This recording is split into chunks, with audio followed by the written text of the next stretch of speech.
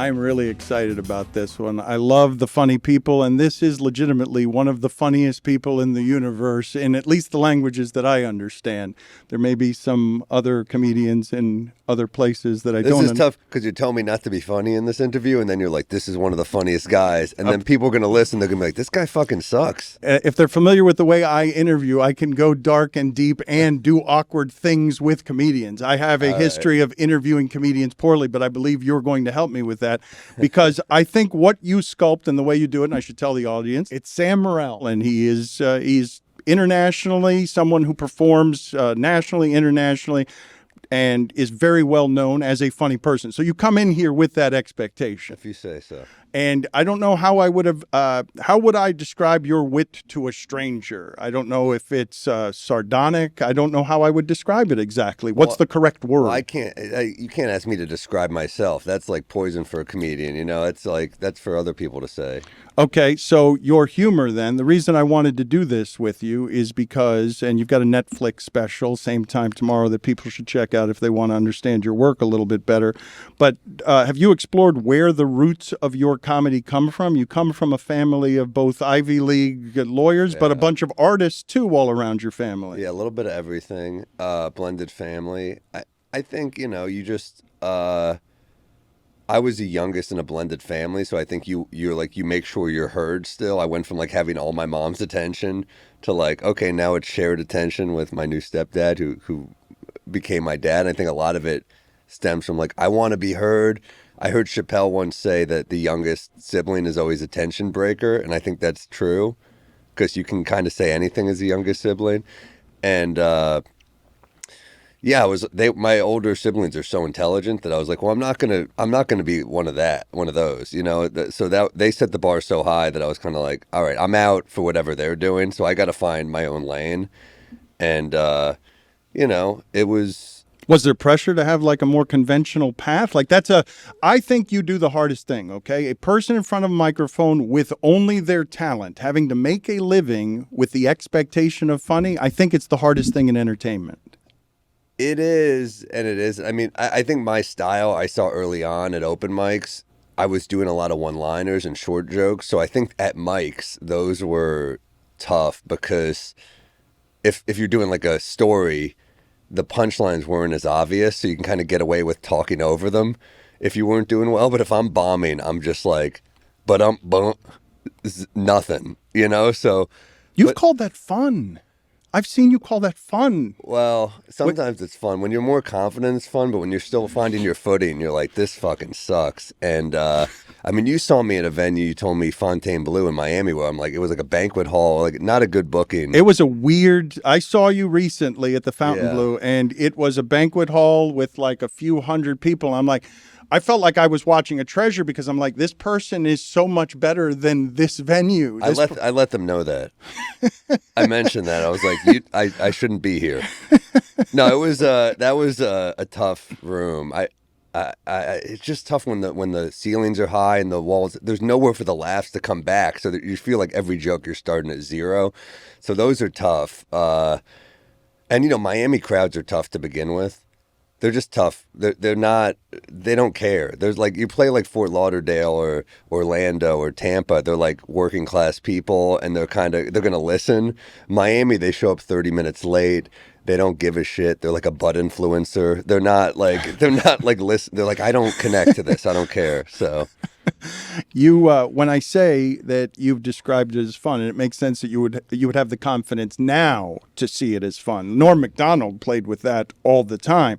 But man, that confidence is hard earned. Bassem Youssef was on with us recently, and he described it as constantly dying, that it's the feeling of constantly dying. I don't know how you get to fun, but my God, the relief and the confidence in you knowing, no, I'm good at this. Like if I'm bombing now, I'm not going to be bombing in 5 minutes. It takes time when you're building a new hour. Like my hour right now is ready to tape. I'm in a good place with it. I could tape this. I'm going to tape in like a month and a half, but. Yeah, when you're building, you don't have that confidence. I mean, that's the thing is if you keep writing a new hour, you have to keep starting from scratch, and you don't know they're funny out of the gate. So if you see a comic that's like too confident, you're kind of like, you almost don't trust him. You're kind of like, how much do you write?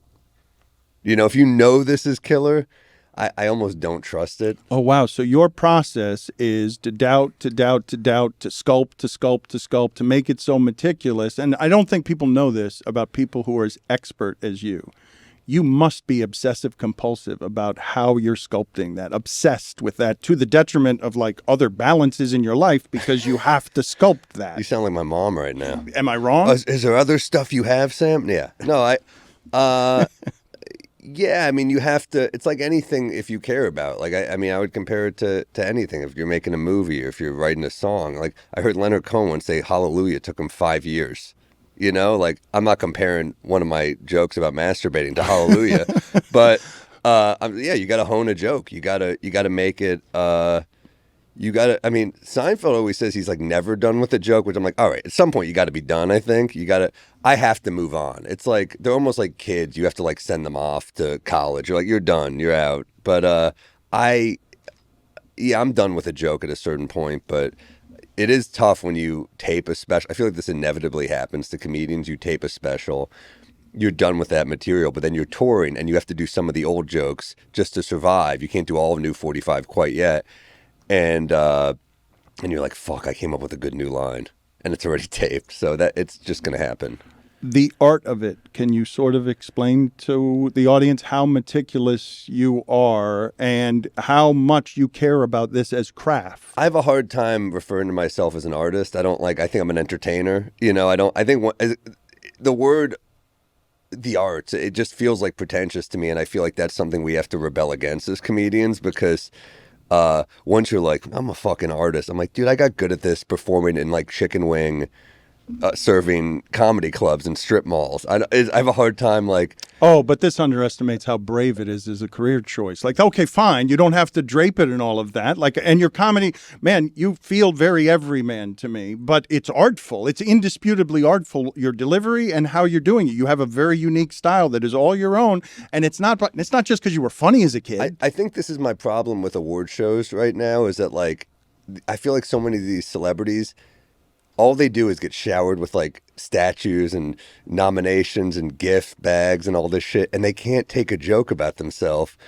Meanwhile, I feel like comedians, you have to stay humble because if you're writing, you will bomb. That's just part of the process. So I think that's why most comedians you meet will be pretty normal.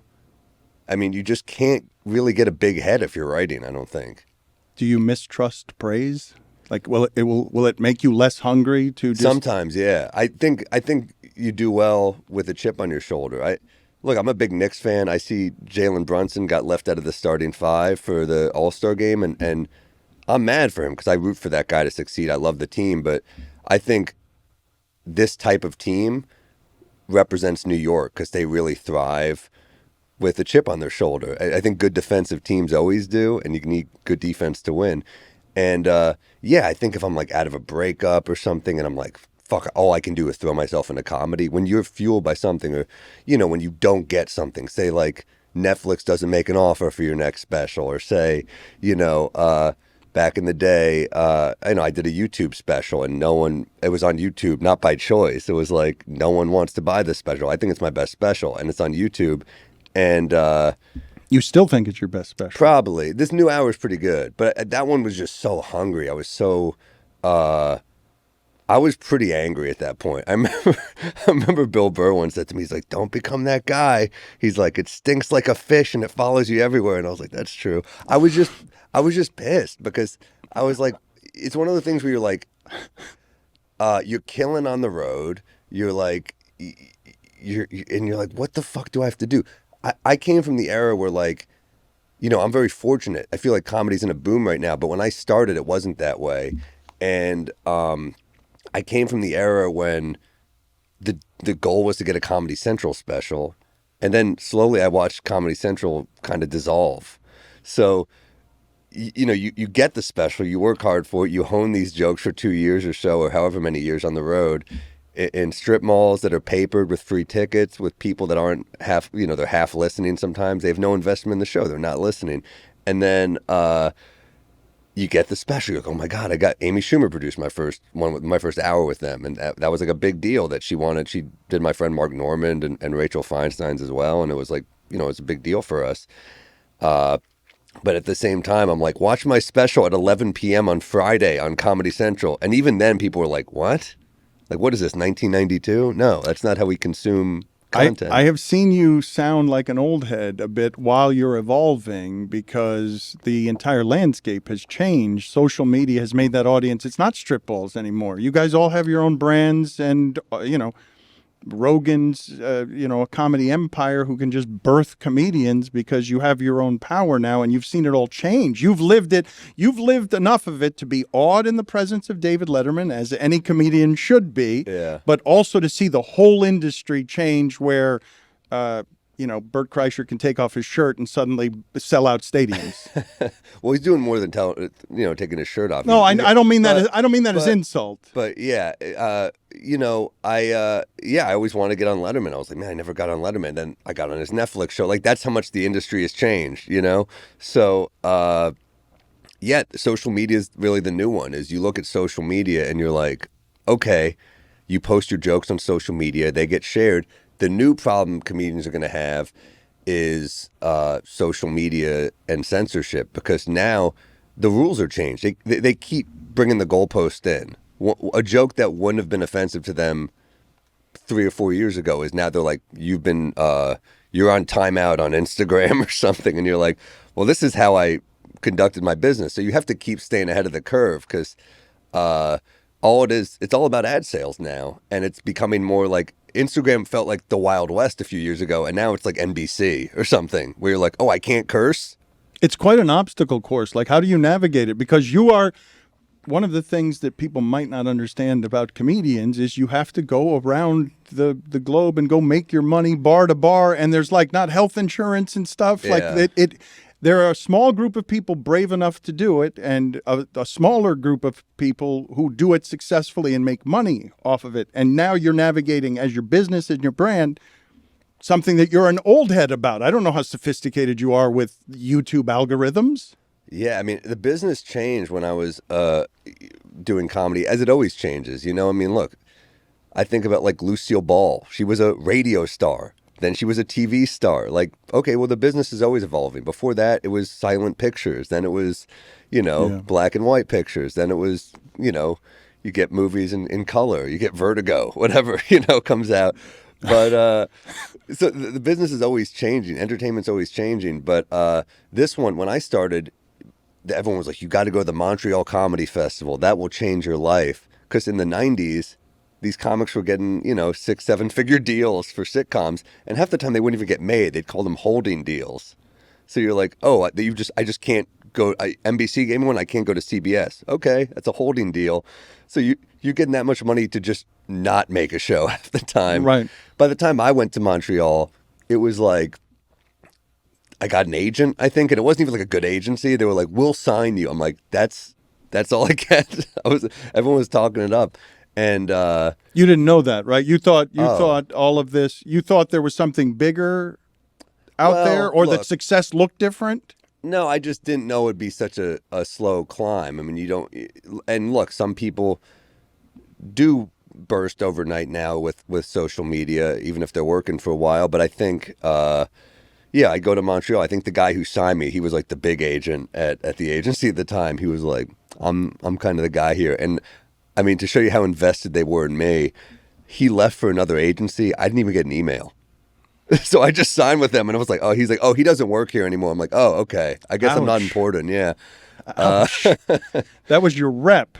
And doesn't even give you a heads up because you weren't a moneymaker or enough of a moneymaker? Sure, absolutely. I mean, what they do when they try to sign you is, like, there's like the closer. He's like the big dog at the agency, and he comes in like, this is who I rep. And I'm like, you're supposed to be like, oh my God. But, as you get older, you're like, well, are you going to pay attention to me? You know what I mean? So, I definitely had, look, I had managers over the year. And managers don't do anything really anymore. There's a couple good managers, I guess, but they take 10% of what you're doing on the road, and they have nothing to do with it. The agents earn their money. They're booking you on the road, but a manager, you're kind of like, I don't even know why I'm cutting a check. And you realize that after you miss enough connect flights and there's enough delays, and you're like, well, you didn't have any sweat in this game, you know? Well, I'm wondering when you look at other comedians, let's just say, and I really don't mean, I know Bert Kreischer managed masterfully the social media landscape to help build his following. So I didn't mean it as insult. No, I know. But do you look at some comedians now who don't have to grind the way you do because there is a shortcut to your own audience? No, because you pay now or you pay later. If you pop now, what Louis used to always say to me was like, you don't want this because you come back down here. You want this, you know? And then you realize whenever comics tell you they're always just talking about their own career. Like Louis grinded in the clubs for years. So they're explaining their own career to you.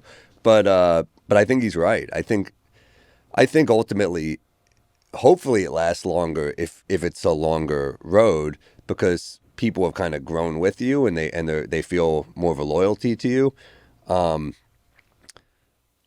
Yeah, I think, you know, you pay now or you pay later.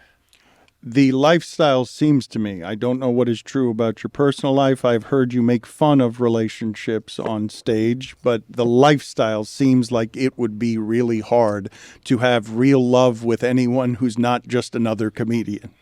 Well, yeah, I've done that before. It's a mistake, I think, usually to date within your own field, but like how many people just date within their own field? Like how many sportscasters date sportscasters? How many actors date actors? How many lawyers date lawyers? Psychiatrists date psychiatrists. It's just easier. There's an understanding, right? I think it probably is going to make your life harder because one of them is going to resent the other one in some way, especially if you're trying to build a life, because you can't both be touring if, you know, you're going to have kids and stuff. But and I will say, as someone who's done it before, it's just stressful all the times you're like, well, we can meet in this city. You know, it's like, it's not ideal. But it seems just generally lonely and not conducive, even though maybe some people think the comedian's lifestyle is wonderful. Touring the world, telling jokes, what's not great about that? But I've been in enough green rooms in a dirty bar that, you know, that has 300 people in it who have just left, and now you're on the road somewhere in some city you don't know at 1 a.m. looking to buy French fries somewhere. Yeah, it depends on the city, I guess. It depends on where you're at in your life. Like, it gets hard more for me when I just get run down, but, you know, I try to stay healthier than I did a few years ago on the road because your body just doesn't hold up, you know? So I do feel like, yeah, it's not... My mom used to warn me when I was in my early 20s on the road, and she'd be like, this isn't going to make for a good life. And I'm like, well, what else am I going to do at this point? I'm in La Quinta in Indianapolis. Like, it's kind of, I'm all in. I'm doing a club called Crackers. That was the name of the club. And well, that must not have felt very good in terms of support. That must have felt like, here you are. Walk me through this part of it, okay? Yeah. Ivy League educated siblings. Yeah. You're the young one. Yeah. Your mother was, she had an artistic streak, right? Yeah. So she should support the arts. Look, she does. She likes what I do. I think on some level she wishes I was more of like she's like, why don't you do like shouts and murmurs in the New Yorker? I'm like, I don't fucking, like, I did Conan last week. That's not enough. You know, it's like stuff like that. Well, I'm like, She wants you to write intellectual comedy for the New Yorker. Oh, yeah. I remember my parents would be impressed by shit that had nothing to, like, I remember what would impress my dad was, he was like, you got written up in the New York Times. And I looked it up and it was like not a very positive spin on my comedy. And I was like, yeah, that wasn't very nice what they wrote. And he was like, but it's the Times, you know? They were just happy I was in the New York Times. But are they not understanding where their son connects with his audience? Because you can go high and low. Like, how are they not understanding how smart you actually are about what you've built? I just think, like, look, your parents aren't going to understand if you're being true to yourself. I mean, like, I always think about my favorite comics. I'm like, would their mom like their stuff. I don't know. Like it's Well, I do understand why parents would not understand that you're majoring in comedy. Like, Yeah. I didn't even know you could major in college in comedy. Oh yeah, I didn't made know. that up. I was just lazy. I didn't want to do anything. So I was like, I was in a school at NYU where they were like, you can create your own major. I was like, cool. And then I just had an advisor kind of guide it. I just didn't want to do anything but comedy. I was out every night doing stand-up. I was handing out flyers on the street, not with a lot of enthusiasm. I wasn't doing it. I wasn't good at getting people in the door, but they would sometimes pay you or just give you stage time to do that. So I was like, I would just do that. And man, yeah, I remember you would bomb. The worst of it was you would hand out flyers. I would do it on this place a lot on 108th Street, the Underground Lounge, and I would hand out flyers and be like, "Oh, it's a hot lineup tonight. This guy's on." I'd say my name. They'd be like, "Oh, okay," and then they'd be in the crowd. It'd be like 4 people, and they'd just bring me up, and they'd be like, "What that guy, the ticket guy? That's who." They just and I bombed because they'd be like mad. They're like, "This guy ripped us off." I'm like, "How else am I going to get a crowd? I don't know." I can't imagine you doing something like that enthusiastically, having the confidence at that stage in your life to do something like that confident. Like, Oh, it was a winter. I was like an old soul. I would be like downing a flask of like Jim Beam. I was like, oh fuck this winter. You know, I'm like comedy. No, I sucked at it. I was terrible. so you weren't much of a salesman, but you were out there believing very much that that was the path for you. I would do it because they'd give me stage time. So it was like the required, they're like, you got to do at least 2 hours to get stage time. And to me, it was better than an open mic because open mics were just all comedians. So they weren't listening. They were just focusing on their own set. I would do the open mics too, but I would rather do the flyers because I just wanted a quality crowd. Also early on, you'd have to bring people to a show. You bring paying customers. And then later on, you're like, well, you're doing the same thing when you're a headliner. It's just they're actually going to see a better show now. But, you know. What can you tell us about what the struggle was like? Like the details, how long it lasted, where and when you felt like, okay, now this isn't just a dream. I'm going to actually be able to do this. Well, it gets better every year if you're on the right track. And I think, you know, a lot of people start in, you know, maybe they'll start in Chicago or, you know, New Orleans or wherever, and they become kind of a bigger fish in a smaller pond. And then, not that I'm not calling Chicago a small pond, there's a good comedy scene there, but like, you know, then they move to New York and it's, they kind of have to start over a little, but people are like, oh, I heard this guy's good. Like I remember when Hannibal Buress came to New York from Chicago, he kind of had some heat already. People were like, oh, look out for this guy, you know, and, that's one way to do it. I started in New York, so people just saw me when I sucked. Like people only in New York saw Hannibal when he was already good. But there were very few people who were funny out of the gate. Like I had a few jokes that worked out of the gate, but I wasn't good yet. But then each year, what for me took it to the next level was I won this I would win comedy competitions because I had short jokes. So you would do all these weird competitions. I remember we did one. It was called March Madness, and it was like bracket style. So it's comedian versus comedian, 64 slots, starts with 1 minute sets, then 2 minute, then 4, then, you know, you can move on. And I would do really well in those because my jokes were short. So I would just kill, and some comics would be like, well, I'm a storyteller. I can't kill in 1 minute. So I would knock that guy out, you know? I remember, I think my opener I was like, man, this is like 8 Mile for Jews. That was my opener. And that would kill. I was like, all right, I'm back. And then, yeah, I would do well in those, and the prize was you'd get work at the clubs. So like, okay, now I'm past at the clubs. Or even if you didn't really win, they'd be like, this guy's funny, we should work him. Caroline's was really good to me. They're no longer there, but that was a legendary New York club. Caroline's, this club Comics, which closed with, you know, owing a lot of money to a lot of comedians, I think. But yeah, I think I came in second at Caroline's at a 64. I lost to Dan Soder. If you know Dan Soder, he's hilarious, yeah. Great comic. And then in comics, I won. I beat Mike Lawrence, who Mike is great. I'm creating a show with Mike Lawrence. So it's like you stay in touch with you know these people forever. It's kind of crazy. But I love Mike's mind. He's brilliant. But, you know, doing that, the clubs are like, we're going to work you. And I remember at the time, they're like, okay, you can have any weekend you want at the club. And I was like, I want to open for Greg Giraldo. He was one of my favorite comics. And they were like, he's booked. And then they were like, you can have Jim Florentine. I was like, oh, okay, cool. And I opened that was my first weekend ever with Jim Florentine. He was so fucking cool. He was such a nice guy, and included me in like every conversation. Like I think Attell was new, but I did pretty well. And they were like, "All right, we're gonna stop. We're gonna start using you." You start to do the other clubs. I do like comic strip, and they would do a thing called late night. So you go on after the regular show. So say it's an 8 p.m. show, you can show up at like 10:30, and it'd be me and a bunch of my friends. We're like, we're not passed for the regular show yet, but we can do late night. So like, all right. The crowd's tired. It's 2.5 hours into a show. They're not a hot. My audition there was maybe the worst setup ever of my career. I mean, you remember waiting on lines and stuff for this, but I do an audition at Comic Strip. Okay, 8:30 show. You draw like a lottery number, 6 audition spots. I land 6 out of 6. I'm like, fuck. I'm going on like almost 3 hours into the show. This is gonna be bad. I go on. I'm waiting to go on. The guy before me, say there's 80 people in the room, which is like decent at the time. Like I can kill for 80 people.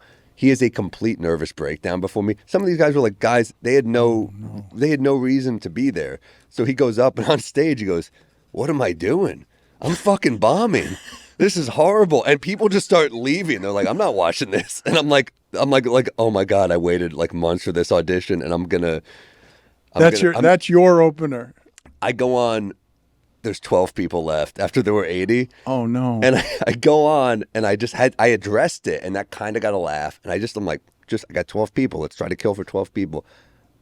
It's whatever, but the fact that I didn't give up and I kind of worked them and stuff. When the person before you had a nervous breakdown on stage. I was so angry. I was like, how is this happening? But then you like get the anger out of your head, just try to be present, and like your job is to make them laugh. And the owner of the club, who's passed away since, Richie Tinkin, was like, he had like a raspy voice. I think he had some sort of cancer from smoking cigarettes his whole life. And he goes, "Kid, you didn't give up. I'm going to pass you." But that was passed for late night. I wasn't passed for the regular thing. And I mean, the late night crowds were awful. I think like people were drunk and awful at that point. They would they'd heckle you. They'd talk to you like, "I got 5 minutes." And then you get to a point where you're like, I'm doing new stuff every night. And then finally, they didn't pass me. The first club that really works you, they don't recognize you until someone else does. It's almost like a girl at a bar where you're like, she's like, "Yeah, whatever." And then some other girl starts talking, and she's like, "Oh, maybe this guy's all right." They didn't see that I was funny yet, and they did it to another comic I started with, Joe Mackey, who had great jokes, and they didn't really show us any love until Joe did Late Night with Jimmy Fallon. They were like, "Oh, maybe he's funny." I'm like, we've been funny, but it took other people validating us for you to give us any spots. So Caroline's was the first to really take care of me, and I stayed away from the Comedy Cellar because they were like, to me, the best club, and I didn't want them to see me until I was really strong. And I told you I was good at these competitions. I was getting by with like a shitty living, just like selling merch on the road, doing whatever. What took it over was I do this festival in Atlanta called Laughing Skull, and it was like, I think like 600 applicants. Again, it's like 60 something people they choose from the videos. I'm there. They're like, winner gets whatever, but the big prize was like, you get a year of road work. We will put you on the road for a year through clubs, and we'll make sure they book you. We're basically going to pay for your training. Like, this is going to be, a year on the road is going to be the college education that you didn't want when you were making up comedy as a major. And I think I was 23 or something. It was a big deal. So where it got hard was you have to do different material in each round. So first round they're like top 2 move on. I came in second. I was like, I thought I had the best set, but I was like, all right, second, I move on, whatever. Second round, I kill, I do well, and I'm like, okay, I'm in the championship. It's like, I don't know, 8 comics, and I'm like, all right, this is big, this should be good. I kill. I have a really good set in the finals, new material. I'm like, I don't know if I even have 30 minutes at this point, whatever I had to do, but that was good. But I win the thing. And I, at the time, remember like, man, a couple other comics had really good sets. Like Ari Shaffir was in it. He had a really good set. Tom Simmons, I think maybe had the set of the night, but they gave it to me. And I was, in my head, I was like, I don't know if I deserve this, but I'll fucking take it. And they set me up, to their credit. They would like, if a club didn't book me, they were like, you got to book him. And man, some of the clubs, like, I was not a headliner yet, so I was not doing great. But I was young enough that I think the audience thought it was kind of funny, even if I wasn't killer. Like they would like maybe they were a little older and they're like, "Well, I have a kid his age," and it's like, and he's trying, I had something, I had some stuff.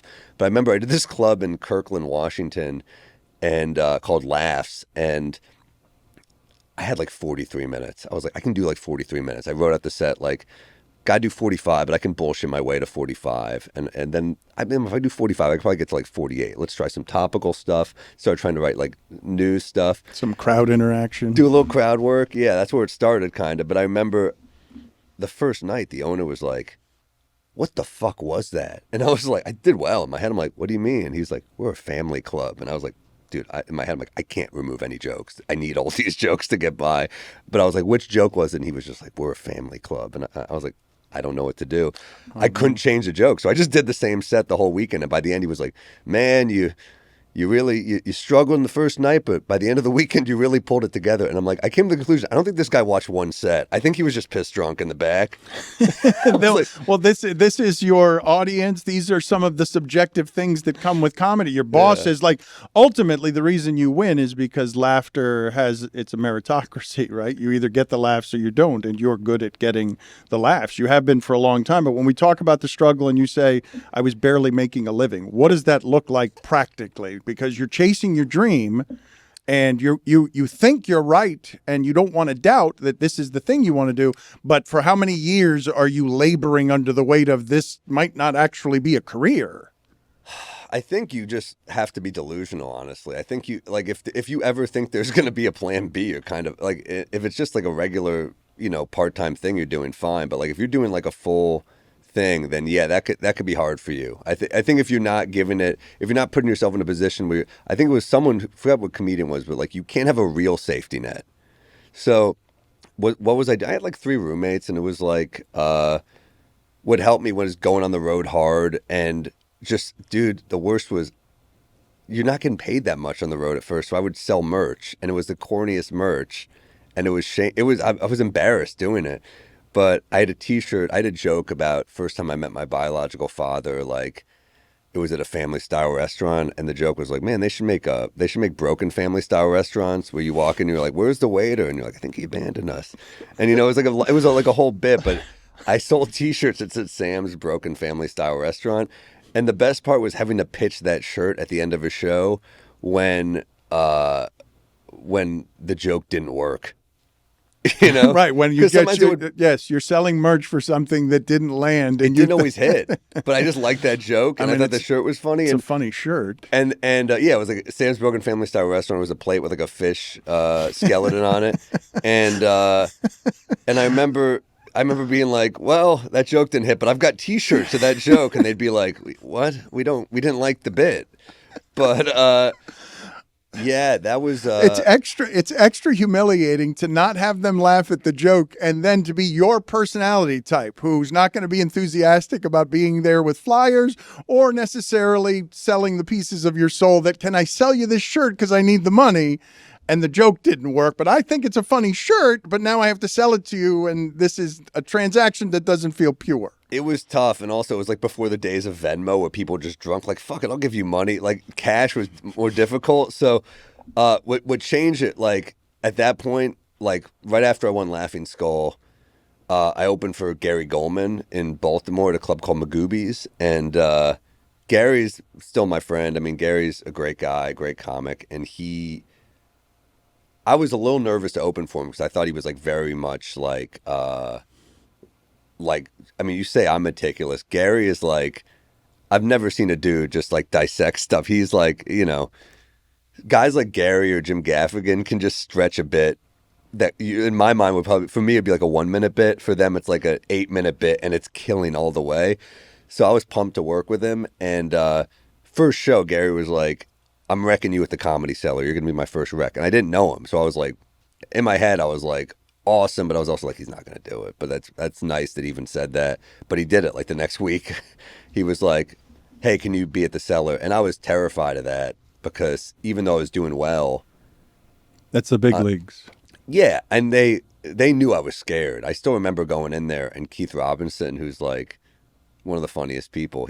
I'm in there, and I'm at the table with all like the big shot celery. It was like Jim Norton. You're Keith awed. Robinson. You're awed and scared and nervous. And I just know they can all see through bullshit, and they're all snipers. I mean, they're like the tough crowd guys. They're the old school, like anyone who loves comedy knows Patrice and Quinn and Norton and that era. Savvy veterans who will see your insecurity, sniff it, and now are going to cut you with samurai swords. It's the old school of comedy. It's like it's funny when they say comics are soft. I'm like, I got the tail end of it. I didn't get it really. I didn't know Patrice. He had passed on before I worked there. What do you mean comics are soft? I know better than to ever argue with a comic in these settings, because a comic always is equipped with the tools to surgically eviscerate anyone he's arguing with or she's arguing with, because they've been doing it since childhood. It's a weapon. But we all are compared to that generation where like they would literally have to come armed to the table. It was like the Old West or something. They were like, put their guns put old dusty guns on the table. It's like Tombstone or something. They were crazy. But, I remember sitting down and Keith was like, look how scared he is. And everyone's laughing at me. And I'm like, oh, man. I'm nervous. I'm like, welcome, oh, man. Kid. But I remember they were trying to put me on after a guy who was like a guitar act. And I was like, fuck, my audition's like midnight after a guitar act. I don't want to go on after this guy. Not because I don't think he's funny, but it's just like a different energy. And now I don't care, obviously, but when you're trying to audition, you want everything to be perfect. For years, you're caring about this. You have to. You must in order. Like this, the struggle, I'd love to know how you got good at failure, because I've never figured out how to treat failure as learning. I'd like to. Well, I don't know if you ever, I still get upset when I feel like I had a bad set. We did a club a couple weeks ago. Last year was a theater tour for us. It was really cool. But then, I'm back in clubs for a couple months to try to tighten stuff up before I tape a special. And we did a club a couple weeks ago where the acoustics were terrible. So it just felt like the Fontainebleau, where it was, I either had to speed up my delivery to the point that it was not natural and uncomfortable, or I would have to start at zero every joke because the laughs were just gone. So I was like, it just feels like I'm not giving them a good show. So I was mad every night after the show. I was pretty upset. It feels like I saw you at the Fontainebleau, and what I'm telling you, you seem like, since I mentioned it to you a couple of times now, and you seem like you're almost ashamed that that's the show I saw. You were great. Oh, I was pretty pissed. Thank you. But it was, I know people are, spending their money to come to the shows. So, and they work hard for their money. So you want to give them a great night out. I do take pride in that. And even when I'm trying to work stuff out, I try to cushion it enough so it's not just a mess. Sometimes if I'm in the city, I will throw too much new shit out there just because I need to get to it. But yeah, I was pretty upset with that venue, to be honest. I don't know if you're a perfectionist or not. Your word choices seem surgical, as they are with many of the best comedians. When you name clubs the way you do, is there a funnier name than Magoobies or whatever it is that you just said? Like that's a tough one. Can I beat if I tried to nominate something to beat the name of the club that would make you feel most insecure about? You wouldn't believe this, but I performed at Magoobies. Yeah, geez, is there? You've got a bunch of them. Like Goobies? I don't know. I don't know if you've had these situations where you end up in. I would have assumed that you were noticing all of these clubs, and that one is Crackers, and that Crackers was rough. That was a rough one. Yeah, I remember. I had a fucking rough New Year's there. I did it a couple times, maybe 3 times, and it was It's funny, some of these clubs you're like, I will never be back, and then you're looking at your calendar for the next year. You're like, hey, can you get me another weekend there? I'm kind of sparse here. You must be someone who Rooster T. Feathers. That's a bad name too. I opened for Mark Maron there when I was like, it was like probably 2010 or something, and yeah, Maron is. I love Mark Maron, but he can find your insecurity too in a way. I remember. He gave me shit that weekend. He was like, you don't mention that you're Jewish on stage. And I was like, I guess I didn't. And he goes, you're a hide the Jew. That's what he called me at the end of the weekend. And I was like, oh, no. And then I saw him years later. And I'm cool with Mark now for sure. I like Mark a lot. But I saw him years later at the Montreal Comedy Festival. And he's like, where do I know you from? And I was like, I opened for you, and you called me a hide the Jew, and he's like, oh yeah, and I said, well, tonight I opened on a Jew joke, and he goes, I got to you, He can take and he credit. did, he can did, he take got to me. credit for your success. You're talking about the legends, and you're talking about some people that you're clearly awed by. You've been around long enough, though, that I assume that now young comics are coming to you and treating you with similar respect. How do you receive that? Like, are you, because you don't, I don't know you, but you don't seem great at receiving praise. It's hard to receive praise because it's yeah, I guess we're not comics. A lot of time we aren't great at that. It's I think we're almost like trained to like just like shoot, like be like whatever, It's like, as I said, I can't stand award shows. I can't stand like, I mean, is there anything more horrible than picturing Sally Field? You like me, you really like me. It's like that's like the antithesis of everything we stand for, is just like believing. I think the life of a comedian is just too mercurial to ever even like let it in. You just don't ever think it's going to go well long enough. And but also, I guess the highest value of praise that you are willing to accept is laughter. It's like it's the cleanest one. It's the only form. It's not only your economy, it's the one that you're chasing all the time is laughter. That one's pure. You can't even help it. I made you laugh. That's what I do. That's what I'm good at. That's a good point, but I think even laughter, if you're trying enough new jokes, that'll be gone in what, 45 seconds? One joke will kill and the next won't. I mean, I'll believe the joke is funny, but to believe, I'll never be like, I'm great. I'll be like, that's a good joke. That one's really hitting. So it's easier for me if someone's like, man, I love that joke. I can take that a little more easily than I can like, you're great. That's harder to take in. Well, let me ask you this, because I am somebody, a lot of people look at what I get to do for a living, and it's a great deal of fun. I struggle generally with joy because there's something about ambition that makes you keep sort of chasing, and you can forget to just sort of sit gratefully. And be a person. Just be joyful. And Yeah. I don't know, how do you do with joy? Because your act doesn't have a lot of joy in it. Damn, that's a good question.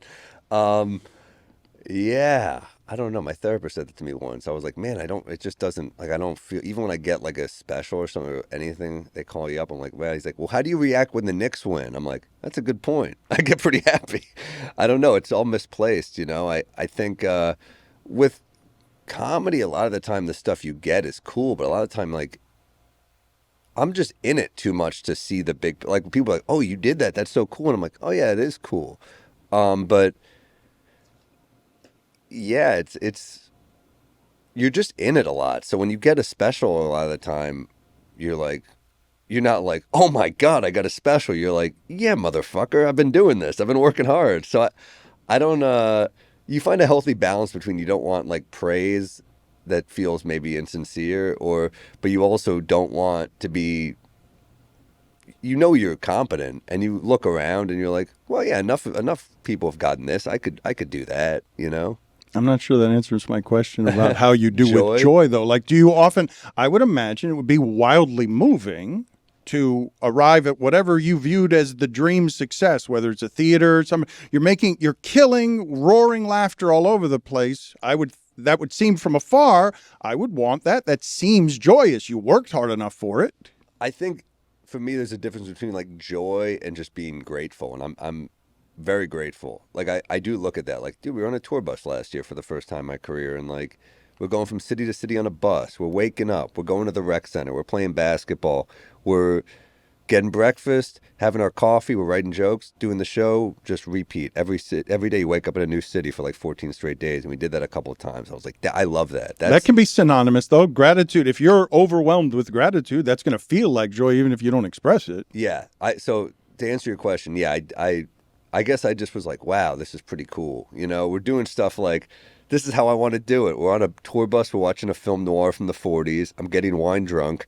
And I was like, this is You're with cool. people you want to be with. I'm with a circle who I love. Like, I genuinely love these people. So that's everything. And I see, like, it's cool. I was out with Adam Sandler for a bunch of dates. And I was like, well, he's doing what I'm doing, but just at a much higher level. Like, it's a bigger production. It's But he does exactly what I do. He's like, let's play basketball. Let's go to this restaurant. I'm like, oh, this is what we do on the road. So it's cool to see that, like, Well, you get to not grow up. It's got to feel like when you had 3 roommates and you were coming up hungry. Like if you get to have so much success that you get to share it with your friends, you're traveling the world and you're doing exactly what you want. That should be joy. Like that sounds like it. well, that's the thing. I mean, you met Gary Veter, who's like one of my best friends since we started. We were open micers together. So I remember first time I met him was at a taco stand open mic, and he cursed me out because I wasn't paying attention. Because every comic breaks at some point. If you're doing enough open mics, you just lose your temper. And I wasn't even mad at it. I was like, yeah, I get it. So he saw me not paying attention, looking at my notes, and he goes, "This fucking asshole's not paying attention." And I looked up and I was like, "Oh yeah, sorry." Like I wasn't mad because I remember seeing him. Even then, Gary had really funny jokes. He's very dry, and it was the type of stuff that connected with me.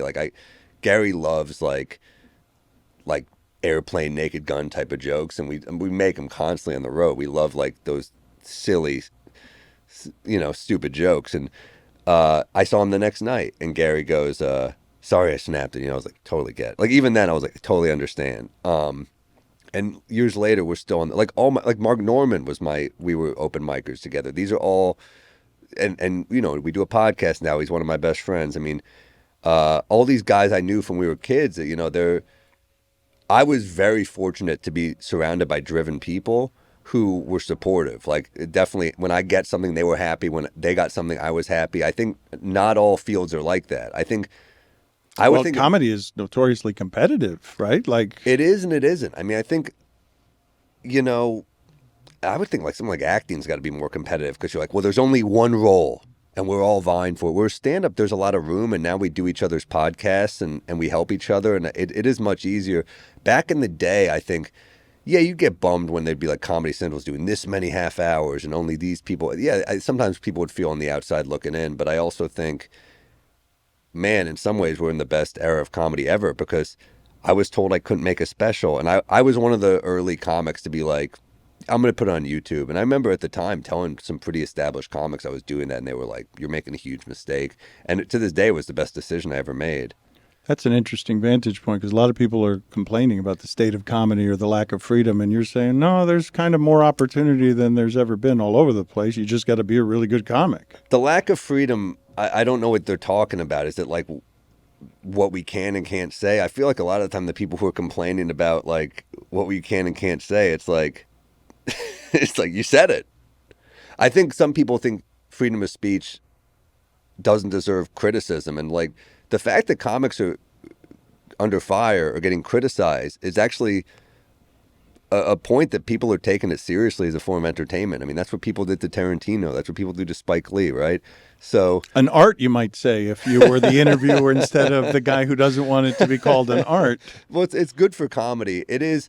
Look, comedians, we get annoyed when we're criticized, but I think you kind of just got to look, it is what it is. When people are going to not like your comedy, we're protective over it. It's our comedy, but it's not the worst thing that comedy specials are on Rotten Tomatoes now. You mentioned going into therapy. Can you share like what led you to that kind of introspection? To go to therapy? Yeah, to craving understanding yourself better, which I swear by therapy to anybody who will listen, just because if I can give somebody who's an expert on human behavior a toolbox of my vulnerabilities and my insecurities so that they can then help me figure out how to forgive myself for being too hard on myself, I would like some help with that.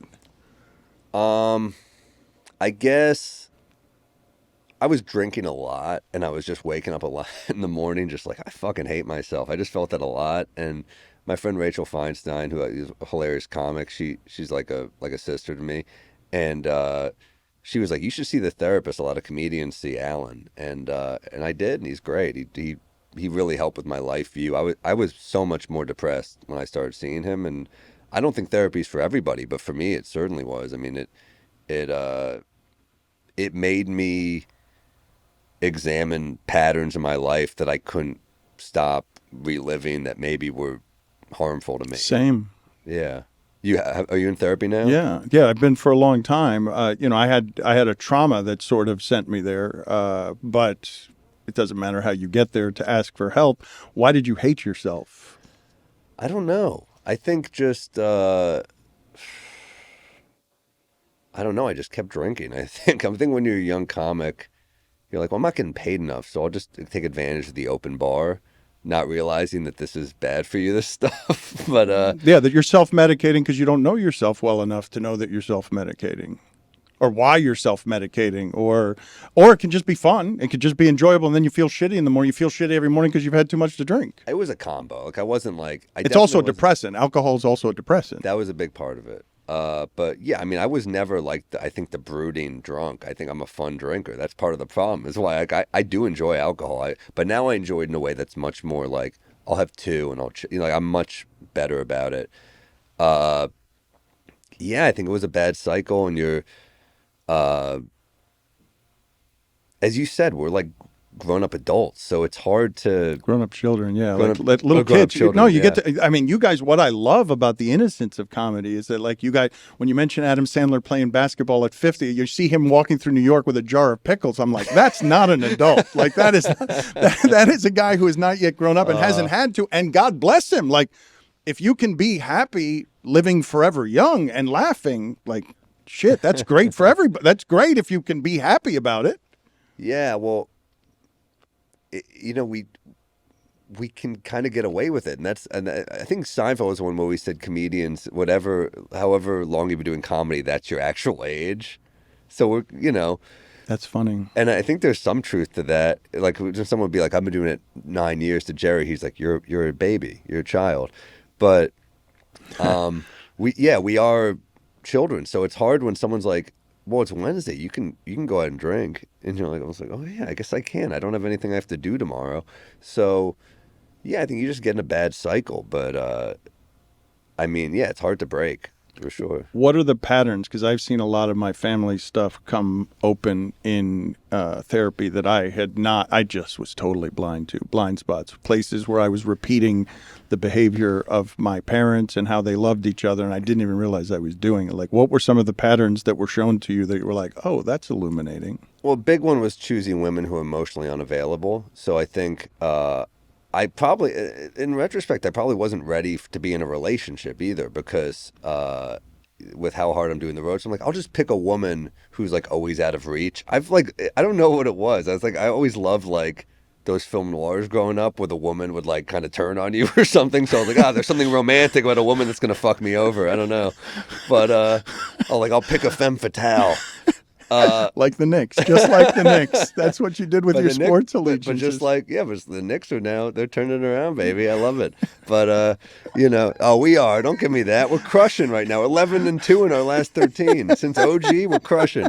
But I love the idea that like a lot of my favorite movies, like Double Indemnity, where like the woman would like kind of dick you over, and there was something kind of fun about that. And I don't think I had the bandwidth to handle anything real. So to me, that was like a fun, romantic. But you were always getting hurt too, right? If they're not available, like, what are you doing? It's really self-destructive. Yeah, I probably didn't need therapy. I just needed to pay attention. I just got to pay better attention to this. Instead of paying a therapist, how about I just pay attention? That's all I had to do. You could have saved the same money you did on your manager if you'd just been. But that's the nature of blind spots, right? Like, to me, one of the great things about therapy is just sort of like, oh, I do that. And just having the light shown to you, like it's sort of one of the points, I think.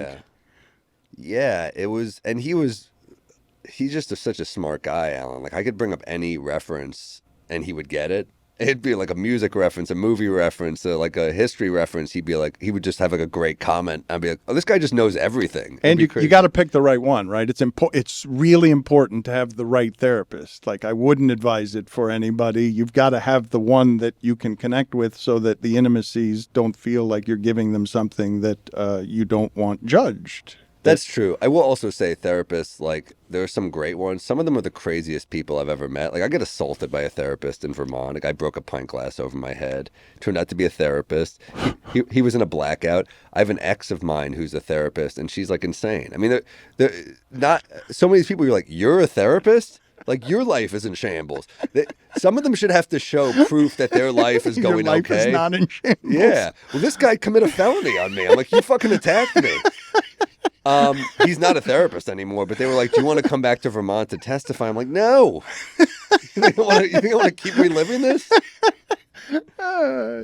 You discovered what about, now that you've gone through it, you go unavailable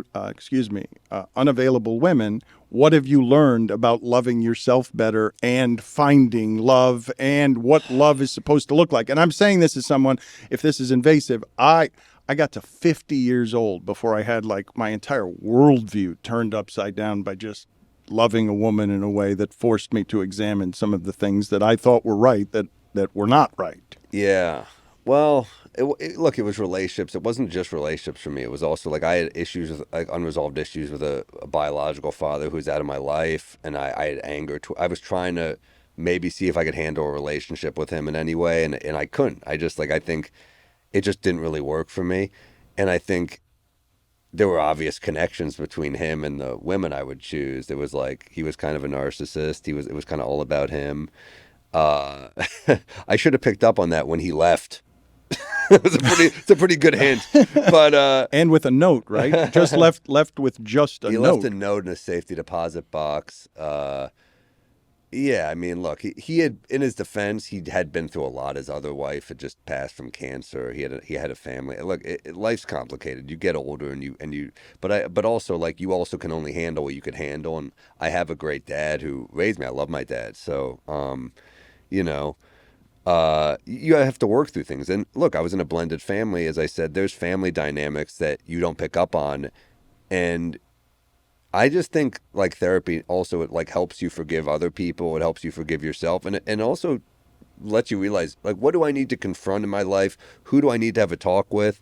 And I think the only problem is, like, I used to do a joke about this, but when you're dating someone who's in therapy and you're both in therapy, it's like the fights take 90 hours. Like every argument's like, I hear you and I appreciate where you're coming from. And I'm like, all right, Jesus Christ, it's brutal. So that's the hard part. But I do think there's definitely good will come out of it. It's not for I had a guy my parents sent me to a therapist. I went to Tulane for like a semester, literally during Katrina. And I Wow. I know it's not a good decision in retrospect. I love New Orleans. It's such a cool city, but it's just not, I don't operate at the southern speed. I'm a city kid. I need the constant stimulation, and they're just so chill in New Orleans. That's part of what makes it great. But it's just hard. I love to visit. I couldn't live there, but yeah, I saw a therapist there who was really funny, but he would like roast me. That was his style of therapy. And I remember at one point he was like, I was telling him about my biological father, and he goes, "You and mommy against the world." I was like, what the fuck? The hell is this? This is not helping. And I sent my friend to him once. I was like, "Oh, you have all these problems. You should see this guy." And he was like, "That guy's a fucking dickhead." And I was like, "Oh yeah, I guess he is." I didn't. Right. It's like when you're young and you don't know what a relationship is. I had never been in therapy. I didn't know what therapy was. I was like, "Yeah, I guess they just roast you." What a mind fuck, though, because I don't know how old you were when your biological father left, but what a mind fuck to realize that as a man who is straight, you are choosing women that are recreating the pattern of trying to find the relationship with your biological father. Like, that you're not... that the way love looks for you, it's not something with your mother. It's Right. it's you're doing something that's unhealthy for Trying you. to fuck my dad. Yeah. A literal mind fuck. Well, you know what's crazy too is I think it's also like you go to therapy and they say all these things about you and you're like, "Oh my God." And then you realize there's like 8 types of people. You're not that unique. I thought it was 6. 6 maybe, yeah. We're not that interesting. Everyone's got shit and everyone's got like an area they missed as a child. Hopefully, you know, but you grow up and you're like, "Oh yeah, I just got to fix this." It's almost, I look at therapy almost like maintenance. I'll go back every once in a while. I don't go every week anymore, but like it is like maintenance. I need to like, all right, I got to fix this, you know. Are you of the agreement that a lot of people, a lot of comedians, comedy comes from pain? It doesn't have to. I think we romanticize that. I think when look, what are some of the most popular bits of all time? Richard Pryor lighting himself on fire freebasing. He made that hilarious, and that's cool. But it doesn't have to come from pain. I mean, as I just said, Naked Gun and Airplane are two of the funniest movies ever. It's not like that came from like a brooding writer, like, oh fuck, this Leslie Nielsen, he says this here. You know, it's no. I mean, Billy Madison is like the silliest. Like some of my Rodney. I mean, look, I think Rodney Dangerfield was a pretty unhappy guy, but like Back to School is it's such a fun movie. Oh, but you have range, though. You're not whoopee cushions. Like, one of the reasons I admire your comedy so much is because you can, like, there's no knowing when you're going to go from silly to smart, and both of them are going to be funny. Thanks. Yeah, I think I just don't think it had. I think people romanticize like you have to be miserable to be a comedian. I'm like, I don't think that's true. I think a lot of comedians happen to be, you know, coming from a dark place, but like, so does, how many people do you know that are where you're like, oh, I didn't know that because they're just quiet, but comedians have a microphone. But then you find out a guy, you don't know a guy's depressed. I think there was a quote in Dangerfield's book, one of his friends would always say, the only normal people are the ones you don't know very well. And it's like, I think it was Joe Ansis who would always say that. But it's like, yeah, that's true. Some guy is maybe got a dark, he's got a darkness to him, and you just don't know. But comedians, we talk about it. Our job is to talk about, I mean, not every comic is confessional, and that's not their style. But if that's your style, you're like, oh, that guy's fucked up. Like, people loved that Louis would talk about this almost like fucked up voice in his head. And you'd be like, well, there's like a darkness here. I think people connected to that. Or same with like a guy like Bill Burr. I have 1,000 questions because you must have so many pearls with these men and women that you're talking to who have such comedy wisdom that all of them are imparting on you. You must have a long list of just things you've learned from all of these comedy legends. We'll save that for the next time that I hope I get to talk to you. Oh, we'll definitely do it again. But I will leave you with this because one of the great disappointments in my professional life is that someone like you isn't hosting a sports comedy show, which you have done. You did it for a couple of years. You love sports. I don't understand why sports doesn't have more funny in it. Why sports analysis, sports content. Like, if I gave you a sports show and allowed you to talk sports with some people you like for 30 minutes, you would do an amazing funny sports show just following your curiosities. I thought about it. I did a podcast with Julian Edelman for a minute, and I love Julian. He's still my boy, but you know, we couldn't make season 2 work because he has to be in LA and I'm on the road too hard. And yeah, it's an idea I had. Once I couldn't do that season, I thought about doing like a live talk show thing where I'd have athlete guests on a lot, because I think some of them are great. I think some of them take themselves pretty seriously. Like, you know, for every Blake Griffin, there's like a dude who like, hey, could I fuck with James Harden? You know? No, but the whole self-seriousness of sports, to me, I've always wanted a comedian to come in and puncture it. I was disappointed that Jay Moore didn't work as a late-night show on ESPN because I'm like, yeah, that... Like, and it's hard to work within the confines of the corporation of Disney when you're Jay Moore. Oh, God, yeah. For anyone, yeah. I mean, you were there. I mean, it's like, it's a tough gig. But I feel like you can navigate it. You were at MSG for a while doing something like that, right? Oh, man, they would give me insane guests. It was hilarious. It would just be like my friends. They'd be like, we got to... I mean, now some of the comics on are famous, but I mean, yeah, some episodes I'd be like, today we have Pete Davidson and Action Bronson, and people would be like, my friends would be like, who? Like, why do you have a better lineup than Fallon tonight? You know what I mean? It's like, they give me crazy guests, because, you know, everyone wants to be on good side with MSG. And but it couldn't be funny because of the self-seriousness of, like, you need other comedians, you need the athlete or whomever to be in on the joke. You need it to be a panel. You know what? I think Simmons had the right idea with his HBO show. It just didn't really work. But I think the idea of like a panel is what you need to do, because you need a funny guy. Like even Joe Buck's show that I know had like got, you know, Artie Lang destroyed it right out of the box. And Joe Buck is among our peers who do this. Joe Buck is legitimately funny, confident in a way that he could pull that off, and it got destroyed in 5 minutes and ruined it for everybody else because Artie Lang came and pissed on it. And I love Artie, but yeah, he definitely destroyed that. He destroyed it. But I think you need that format where you need funny people to, like, you need the athletes for their insight and for their stories. Like, and then you need, because we would do that show sometimes with Julian, and like the episode was very athlete dependent.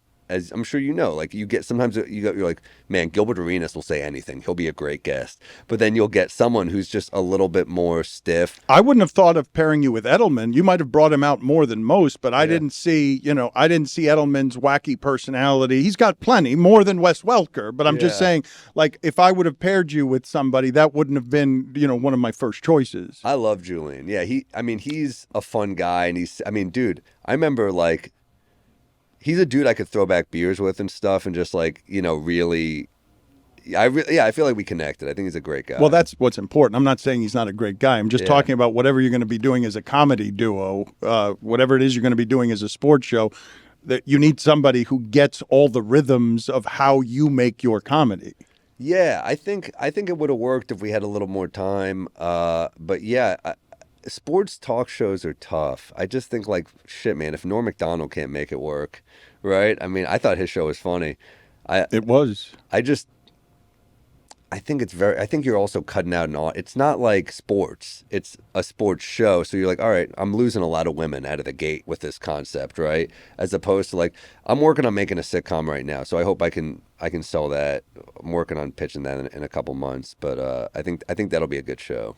What do you have to promote as we get you out of here? Because I will tell the audience again, his new Netflix special, Same Time Tomorrow, is currently streaming. Not screaming. It's usually not screaming, but you can see him all over the world, and he's touring. What else do I need to tell the people about where it is they can find you? I got a podcast with Mark Norman. We Might Be Drunk. We get fun guests on there. I'm on the road constantly. I think coming up, I got like Omaha, Dallas, Irvine, Oklahoma City. The website's name?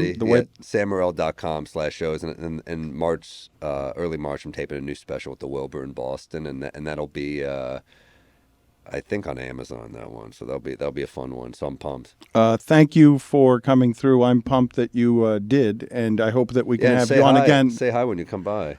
Yes, I'm going to come by to see you. This next time we'll do it with more laughter. I know. I know. I came off. I sound like I fucking bombed. No. You did not bomb. But I started in exactly the way that I'm guessing that you would want every interview to not ever start, which is, here he is. He's hilarious. He's going to be so funny. That's an amateur mistake by me. I appreciate that you carried me the rest of the way. That was fun. Yeah, it was great. Thank you, sir. Thank you.